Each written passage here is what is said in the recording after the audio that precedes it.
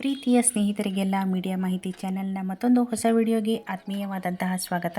ಸ್ನೇಹಿತರೆ, ಕಾಂಗ್ರೆಸ್ ಸರ್ಕಾರದ ಮಹತ್ವಾಕಾಂಕ್ಷಿ ಯೋಜನೆಗಳಲ್ಲಿ ಒಂದಾಗಿರತಕ್ಕಂತಹ ಈ ಒಂದು ಅನ್ನಭಾಗ್ಯ ಯೋಜನೆಯಡಿಯಲ್ಲಿ ಇಲ್ಲಿಯವರೆಗೂ ಎಲ್ಲರಿಗೂ ಕೂಡ 10 kg ಅಕ್ಕಿಯನ್ನು ನೀಡಲಾಗುತ್ತೆ ಅಂತ ಹೇಳಿ ಅಕ್ಕಿಯ ಕೊರತೆಯ ಕಾರಣದಿಂದ ಈ ಒಂದು ರಾಜ್ಯ ಸರ್ಕಾರದಿಂದ ನೀಡಲಾಗ್ತಾ ಇರತಕ್ಕಂತಹ ಅಕ್ಕಿಯ ಬದಲಾಗಿ ಹಣವನ್ನು ಈ ಒಂದು ಫಲಾನುಭವಿಗಳ ಖಾತೆಗಳಿಗೆ ಜಮೆ ಮಾಡ್ತಾ ಬಂದರು.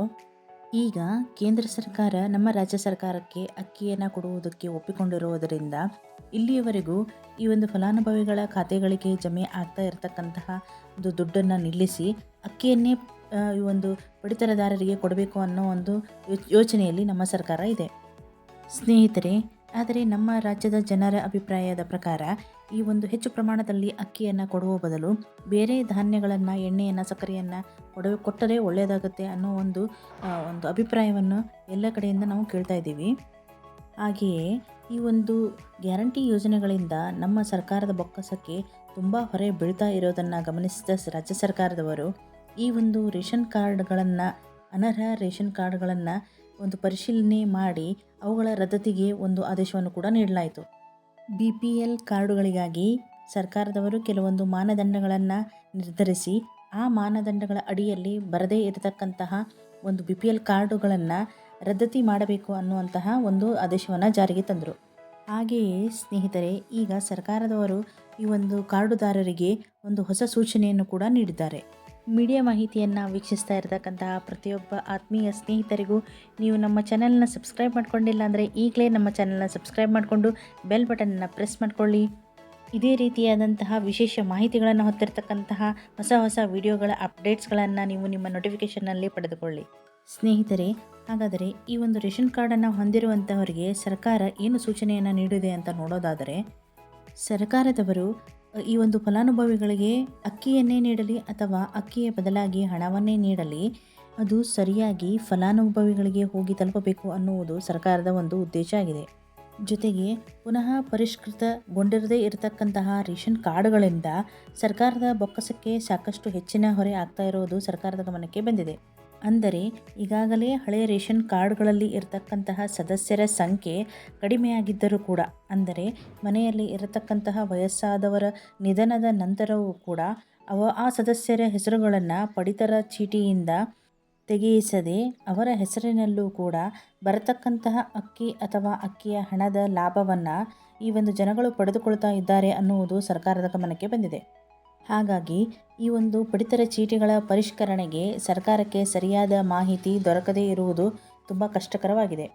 ಆದ್ದರಿಂದ ಸರ್ಕಾರದವರು ಈ ಒಂದು ರೇಷನ್ ಕಾರ್ಡು ಹೊಂದಿರುವಂತಹ ಪಡಿತರದಾರರಿಗೆ ಮತ್ತೊಮ್ಮೆ KYC ಮಾಡಿಸಿಕೊಳ್ಳಲಿಕ್ಕೆ ಒಂದು ಸೂಚನೆಯನ್ನು ನೀಡಿದ್ದಾರೆ. ಸ್ನೇಹಿತರೆ, ಈ KYCಯ ಒಂದು ಪ್ರಕ್ರಿಯೆಯಲ್ಲಿ ಪಡಿತರ ಚೀಟಿಯಲ್ಲಿ ಇರತಕ್ಕಂತಹ ಸದಸ್ಯರ ಒಂದು ಆಧಾರ್ ಕಾರ್ಡನ್ನು ಈ ಒಂದು ರೇಷನ್ ಕಾರ್ಡ್ಗೆ ಲಿಂಕ್ ಮಾಡಿಸಬೇಕು. ಆ ಸಂದರ್ಭದಲ್ಲಿ ಯಾವ ಸದಸ್ಯರು ಬಯೋಮೆಟ್ರಿಕ್ನಲ್ಲಿ ತಮ್ಮ ಬೆರಳುಗಳ ಅಚ್ಚುಗಳನ್ನು ನೀಡಿ ಈ ಅಪ್ಡೇಟ್ನ ಮಾಡಿಸ್ತಾರೋ ಅಂಥವರು ಮಾತ್ರ ರೇಷನ್ ಕಾರ್ಡ್ನಲ್ಲಿ ರೇಷನ್ಗಾಗಿ ಅರ್ಹತೆಯನ್ನು ಹೊಂದಿರ್ತಾರೆ. ಕುಟುಂಬದಲ್ಲಿನ ಸದಸ್ಯರ ನಿಧನದ ನಂತರವೂ ಕೂಡ ಈ ಒಂದು ರೇಷನ್ ಕಾರ್ಡ್ನಲ್ಲಿ ಅವರ ಹೆಸರನ್ನು ಡಿಲೀಟ್ ಮಾಡಿಸದೇ ಇರುವುದು ಈ ಸಂದರ್ಭದಲ್ಲಿ ಗಣನೆಗೆ ಬರುತ್ತೆ. ಆಗ ಇಲ್ಲಿ ನಿಜವಾದ ಒಂದು ರೇಷನ್ಗೆ ಫಲಾನುಭವಿಗಳು ಯಾರ್ಯಾರಿದ್ದಾರೆ, ಎಷ್ಟು ಜನ ಸದಸ್ಯರು ಇದ್ದಾರೆ ಅನ್ನೋದು ಇಲ್ಲಿ ಪಕ್ಕಾ ಸರ್ಕಾರಕ್ಕೆ ಸರಿಯಾದ ಮಾಹಿತಿ ದೊರಕುತ್ತೆ. ಸ್ನೇಹಿತರೆ, ಯಾರೆಲ್ಲರ ಪಡಿತರ ಚೀಟಿಯಲ್ಲಿ ಇಂತಹ ಒಂದು ಬದಲಾವಣೆಗಳು ಆಗಿರುತ್ತೆ, ಅವುಗಳನ್ನು ಬದಲಾವಣೆ ಮಾಡಿಸದೇ ಅದೇ ಹಳೆಯ ಒಂದು ರೇಷನ್ ಕಾರ್ಡ್ನಲ್ಲಿ ಎಲ್ಲ ಸದಸ್ಯರ ಒಂದು ಫಲಾನುಭವವನ್ನು ಪಡ್ಕೊಳ್ತಾ ಇರತಕ್ಕಂತಹ ರೇಷನ್ ಕಾರ್ಡುದಾರರಿಗೆ ಸರ್ಕಾರ ನೀಡಿರತಕ್ಕಂತಹ ಮಹತ್ವದ ಸೂಚನೆ ಇದಾಗಿದೆ. ಹಾಗಾಗಿ ಸ್ನೇಹಿತರೆ, ಯಾರೆಲ್ಲ ತಮ್ಮ ಪಡಿತರ ಚೀಟಿಯಲ್ಲಿ ಇರತಕ್ಕಂತಹ ಬದಲಾವಣೆಗಳನ್ನು ಮಾಡಿಸಿಕೊಳ್ಳದೆ ಹಳೆಯ ಪಡಿತರ ಚೀಟಿಯನ್ನೇ ಮುಂದುವರಿಸಿಕೊಂಡು ಹೋಗ್ತಾ ಇರ್ತಾರೆ, ಅಂತಹವರ ಮಾಹಿತಿ ಸರ್ಕಾರಕ್ಕೆ ದೊರೆತಿದ್ದೇ ಆದಲ್ಲಿ ಅಂತಹವರ ರೇಷನ್ ಕಾರ್ಡ್ಗಳನ್ನು ಕ್ಯಾನ್ಸಲ್ ಕೂಡ ಮಾಡಬಹುದು, ಜೊತೆಗೆ ದಂಡವನ್ನು ಕೂಡ ವಿಧಿಸಬಹುದು ಅನ್ನೋದು ಸರ್ಕಾರದ ಸೂಚನೆಯಾಗಿದೆ. ಸ್ನೇಹಿತರೆ, ಹಾಗಾಗಿ ಯಾರೆಲ್ಲರ ಪಡಿತರ ಚೀಟಿಯಲ್ಲಿ ಇಂತಹ ಬದಲಾವಣೆಗಳ ಅವಶ್ಯಕತೆ ಇದೆಯೋ ಅಂಥವರೆಲ್ಲ ಈ ಒಂದು ಬದಲಾವಣೆಗಳನ್ನು ಮಾಡಿಸಿಕೊಳ್ಳಿ. KYCಯನ್ನು ಪುನಃ ಮಾಡಿಸಿ ನಿಮ್ಮ ಒಂದು ರೇಷನ್ ಕಾರ್ಡು ಪುನಃ ಪರಿಷ್ಕೃತಗೊಂಡಲ್ಲಿ ಎಲ್ಲವೂ ಸರಿಯಾಗಿ ಮುಂದುವರಿಯುತ್ತದೆ. ಸ್ನೇಹಿತರೆ, ಮುಂದಿನ ವಿಡಿಯೋದಲ್ಲಿ ನಿಮ್ಮ ಒಂದು ಪಡಿತರ ಚೀಟಿಯಲ್ಲಿ ಇರತಕ್ಕಂತಹ ಈ KYC ಯಾರೆಲ್ಲ ಸದಸ್ಯರ ಈ KYC ಆಗಿದೆ, ಯಾರದೆಲ್ಲ ಈ KYC ಆಗಿಲ್ಲ, ಹಾಗೂ ಯಾರ ಒಂದು ಕುಟುಂಬದಲ್ಲಿ ಈ ಒಂದು ನಿಧನದ ನಂತರವೂ ಕೂಡ ಈ KYCಯ ಸದಸ್ಯತ್ವ ಮುಂದುವರೆದಿದೆ ಅನ್ನೋದನ್ನು ನೀವು ಆನ್ಲೈನ್ನಲ್ಲಿ ನಿಮ್ಮ ಮೊಬೈಲ್ನಲ್ಲೇ ಚೆಕ್ ಮಾಡ್ಕೋಬೋದು. ಅತ್ಯಂತ ಸರಳವಾಗಿ ನಿಮ್ಮ ಮೊಬೈಲ್ನಲ್ಲಿಯೇ ಆ ಒಂದು ಈ KYCಯನ್ನು ಚೆಕ್ ಮಾಡ್ಕೊಳ್ಳೋದು ಹೇಗೆ ಅಂತ ನಾನು ನಮ್ಮ ಮುಂದಿನ ವಿಡಿಯೋದಲ್ಲಿ ತೋರಿಸ್ಕೊಡ್ತೇನೆ. ಹಾಗಾಗಿ ಪ್ರೀತಿಯ ಸ್ನೇಹಿತರೆಲ್ಲರೂ ಈ ಮೀಡಿಯಾ ಮಾಹಿತಿ ಚಾನಲನ್ನು ಸಬ್ಸ್ಕ್ರೈಬ್ ಮಾಡಿಕೊಂಡು ಬೆಲ್ ಬಟನನ್ನು ಪ್ರೆಸ್ ಮಾಡ್ಕೊಳ್ಳಿ.